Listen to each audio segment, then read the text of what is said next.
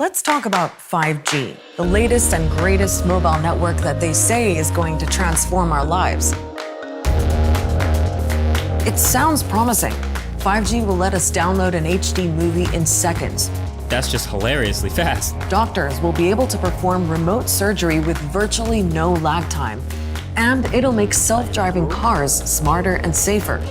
But there are also suspicions that 5G will expose us to more security breaches, privacy issues, and even health problems. So what exactly is 5G? And how much of the excitement or fear is just hype?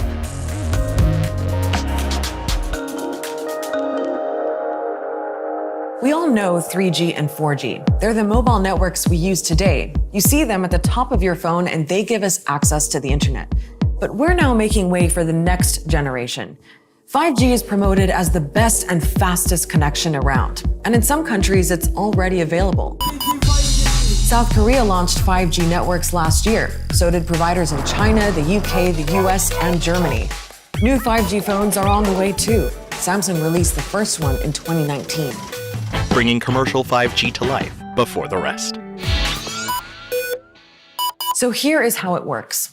5G uses a wide range of radio frequencies, starting from the lower end, which we already use for television and Wi-Fi, all the way up to what's called millimeter waves, which are extremely high frequency and used for things like radar guns and security screening at airports. This means that 5G can carry huge amounts of data faster. And that's a big reason why we need it. Our mobile networks are running out of capacity. Soon they won't be able to accommodate the growing number of devices we're using. And there's money to be made. Governments will earn revenue by granting 5G licenses. The other reason to move to 5G? Innovation. We have more sensors in the world collecting data and transmitting them back and forth in a smart, intelligent, hybrid way. It is sort of like a Jetsons-like futuristic technology. My ingredients, and I get recipes that contain... He's talking about what they call the Internet of Things. And what it means is more and more of our devices like smart speakers or exercise equipment will remember and even anticipate our preferences. And 5G will allow them to talk to each other at record speed. You will be connecting many more devices to the internet for the same probably amounts of money and without interfering one to each other. The challenge with 5G is coverage. Shorter wavelengths carry more information but are more easily blocked by things like trees and walls. With 4G, transmitters or base stations can be several kilometers apart. But with 5G, they need to be closer, which means we need more of them. One estimate suggests the US alone will have to install 1 million new towers. That's why 5G is really more of a gradual rollout, not a launch, because all of that back-end infrastructure will take years to build. What we're going to see is a substantive replacement or upgrade of the core systems that telecommunications companies provide. That's going to be a really massive investment. The problem in some places is that big phone companies have only just finished building their 4G networks. They want to both enjoy the benefits and reap the profits of the money they've put into it, but also they recognize that while there's this assertion that we're in a 5G race, it's not a short-term race, it's a very long-term marathon. And the race is already getting crowded. Some of the big names in 5G are Ericsson from Sweden, Nokia in Finland, and Samsung from South Korea. But one company is way in the lead. Today, it's the world's biggest supplier of network telecommunications equipment. Huawei has been bidding for contracts around the world to set up 5G networks, but the Chinese company isn't welcome in a lot of places. Australia, New Zealand, Taiwan, and Japan have all blocked Huawei from building their 5G networks. So has the US. The Trump administration has even put pressure on the UK, Poland, and Germany to stop them from working with Huawei. There's an obvious business reason for that. Huawei has been crushing the competition, and the Americans want in.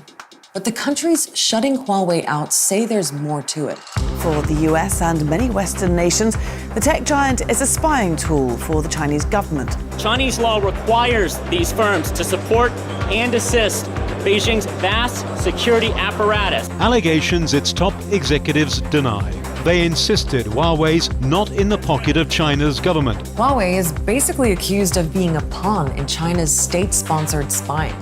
And there's an assumption that, in terms of cyber crime and cyber war, there's like a bloc on the east that's leading all these attacks. There's a strong expectation, at least in North America and in parts of Western Europe, that relations with China will become more antagonistic, not due to a military conflict or something of that nature, but on the basis of trade, on foreign policy, on human rights and issues like that.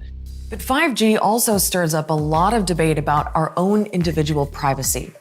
We're facing a future where more and more of our basic household items will be connected to a 5G network. That's a lot more data being collected, like what you watch on TV, where your car is, and whether there's someone at home. It's information advertisers are after, and it's data that others might want to misuse.